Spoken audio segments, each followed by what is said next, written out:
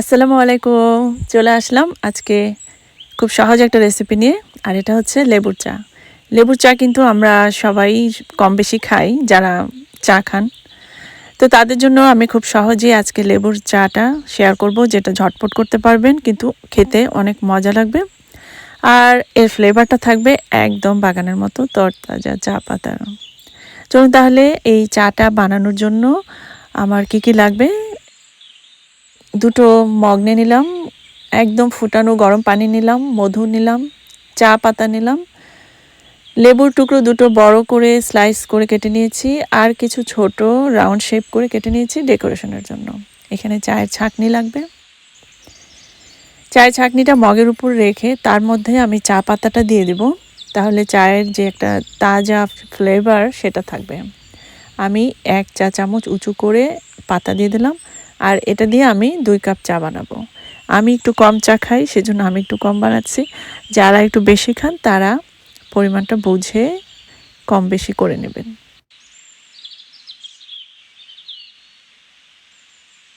এভাবে পাতাটা ছাঁকনির মধ্যে দিয়ে খেলে এটা করতে সহজ, ধোয়াধুয়ির ঝামেলা কম হয়, কিন্তু খেতে খুব মজা। বিশেষ করে বিকেলে এরকম একটা লাল চা যদি ব্যাকইয়ার্ডে বসে খাওয়া যায়, তাহলে এর চেয়ে শান্তি আর কি হতে পারে। সারাদিন কর্মব্যস্ততার পর বিকেলের এই একটা হালকা চা আমাদের কিন্তু সারাদিনের যে পরিশ্রম সেটা দূর করে দেয়। আর রাতে ঘুমের জন্য ভালো হালকা লিকারের চা। বেশি কড়া লিকার বিকেলে খাওয়া ঠিক না। আমি এখন এতে গরম পানিটা ঢেলে দিলাম, আর পাতা থেকে লিকারটা কিন্তু সুন্দরভাবে বেরিয়ে গিয়েছে।